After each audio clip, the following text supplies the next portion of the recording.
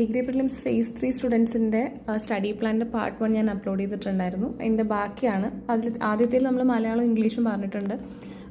അടുത്ത് ഞാൻ മാത്സും current അഫയേഴ്സും GK ആണ് പറയാൻ പോകുന്നത്. അപ്പം മാത്സ് ഞാൻ ആക്ച്വലി എനിക്ക് മാത്സ് റീസണിങ്ങിൽ പെൻഡിങ് ആയിട്ടുള്ളത് കോഡിങ് ഡീകോഡിങ്ങും പിന്നെ കുറച്ച് മിസ്ലേനിയസ് ആയിട്ടുള്ള കോച്ചിങ്ങിൻ്റെ കുറച്ച് നോട്ട്സൊക്കെ എനിക്കൊന്ന് ചെക്ക് ചെയ്യാനുണ്ട്. അപ്പോൾ ആ ടോപ്പിക്സ് മാത്രമാണ് പെൻഡിങ് ഉള്ളത്. അപ്പോൾ അതെനിക്കൊന്ന് കംപ്ലീറ്റ് ചെയ്യണം. അതാണ് ഞാൻ ഇവിടെ എഴുതിയിട്ടുള്ളത്.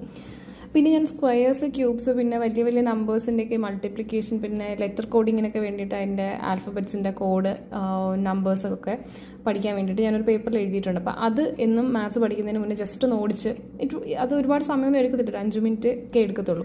അപ്പോൾ അത് ജസ്റ്റ് ഒന്ന് റിവിഷൻ ചെയ്യുക. പിന്നെ നോട്ട്സ് എഴുതി വെച്ചിരിക്കുന്നത് ഇപ്പോൾ ഫോർ എക്സാമ്പിൾ നമ്മുടെ ആദ്യത്തെ 2 ടോപ്പിക് എന്ന് പറഞ്ഞാൽ ഫ്രാക്ഷൻസ്, ഡെസിമൽസ് ആണ്. ഇപ്പോൾ അടുത്ത പെർസെൻറ്റേജ് ആണെങ്കിൽ അതിൻ്റെ 2 നോട്ട്സ് ഞാൻ ജസ്റ്റ് ഒന്ന് എല്ലാ ക്വസ്റ്റ്യൻസും ഒന്ന് വായിച്ച് നോക്കുക. ഞാനത് ചെയ്യുന്നില്ല, ജസ്റ്റ് ഒന്ന് വായിച്ച് ഏതൊക്കെ ടൈപ്പ് ഓഫ് ക്വസ്റ്റ്യൻസ് ഉണ്ട്, എൻ്റെ നോട്ട്സിൽ എന്തൊക്കെ എഴുതിയിട്ടുണ്ട് എന്നൊക്കെ ഉള്ളത് ഞാൻ നോക്കും.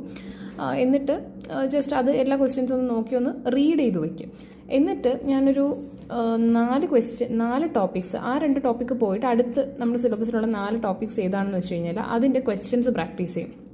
ആദ്യം ഞാൻ അതിൻ്റെ നോട്ട്സിലുള്ള തന്നെ എനിക്ക് ഈസിന്ന് തോന്നുന്നതൊക്കെ ഞാൻ ജസ്റ്റ് ഒന്ന് ഓടിച്ച് നോക്കി വിട്ടിട്ട് ടഫ് എന്ന് തോന്നുന്നതൊക്കെ ജസ്റ്റ് ഒന്ന് സോൾവ് ചെയ്യുക. പിന്നെ പുതിയ കുറേ ക്വസ്റ്റ്യൻസും കൂടെ സോൾവ് ചെയ്യുക. അപ്പം 4 ടോപ്പിക്സിനാണ് ഞാൻ ചെയ്യുന്നത്. അപ്പോൾ ഡെയിലി ഞാൻ ഏകദേശം ഒരു 6 ടോപ്പിക്സ് മാത്സ് റീസണിങ്ങിൽ കവർ ചെയ്ത് പോകുന്നുണ്ടാവും. അപ്പം ഒരുപാട് ക്വസ്റ്റ്യൻസ് വെച്ചിട്ട് ചെയ്യില്ല, ഒരു മിനിമം ഒരു 10 ക്വസ്റ്റ്യൻസ് വെച്ച് നമുക്ക് 4 ടോപ്പിക്ക് ചെയ്താൽ തന്നെ 40 ചോദ്യം കിട്ടും.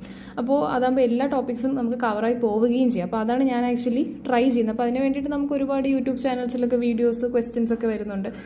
ഞാൻ PSC മാത്രമല്ല ഒരു SSC ലെവലിലെ ക്വസ്റ്റ്യൻസും ഒക്കെ ചില സമയത്ത് ചെയ്ത് നോക്കാറുണ്ട്, കുറച്ച് വെറൈറ്റി ക്വസ്റ്റ്യൻസ് പിടിക്കാനായിട്ട്.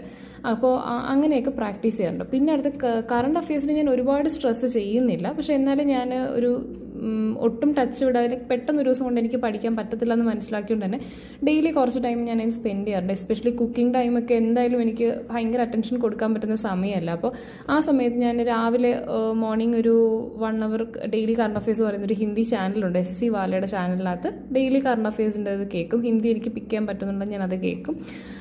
പിന്നെ നമുക്കറിയാം ഈ ഇമ്പോർട്ടൻറ്റ് സബ്ജക്ട്സ്, ടോപ്പിക്സ് ഉണ്ട്. ഫോർ എക്സാമ്പിൾ അവാർഡ്സ് കിട്ടിയതായിക്കോട്ടെ, അല്ലെങ്കിൽ സമ്മിറ്റ്സ് നടന്നതായിക്കോട്ടെ, സ്പോർട്സിൻ്റെ ന്യൂസ്, അങ്ങനെയൊക്കെ ഇമ്പോർട്ടൻ്റ് ആയിട്ടുള്ള കാര്യങ്ങളൊക്കെ ജസ്റ്റ് ഒന്ന് ഇമ്പോർട്ടൻ്റ് ആയിട്ടുള്ള നോട്ട് ചെയ്യുക. കാരണം അത് നമുക്ക് വീണ്ടും റിവിഷൻ ചെയ്യാനുള്ളതുകൊണ്ട്. പിന്നെ ഞാൻ ഈ ഒരു 15 മിനിറ്റ് കറണ്ട് അഫയേഴ്സ് വായിക്കും. ഇതിൻ്റെ സോഴ്സ് എന്ന് പറഞ്ഞാൽ വൊക്കാബ് സ്പീഡിൽ നമുക്ക് ഡെയിലി PDF ഉണ്ട്. അപ്പോൾ ഞാനിപ്പോൾ 2025-ൻ്റെയും അതുപോലെ 2026-ൻ്റെയും മന്ത്ലി എല്ലാ കറണ്ട് അഫയേഴ്സും വരുന്ന PDFs ഞാൻ കളക്ട് ചെയ്ത് മാറ്റി വെച്ചിട്ടുണ്ട്. അപ്പോൾ ഡെയിലി ഞാനെടുത്ത് ഇപ്പം ഞാൻ മാർച്ചിലാണ് വായിച്ചുകൊണ്ടിരിക്കുന്നത്, അത് കുറേയൊക്കെ വായിക്കുക.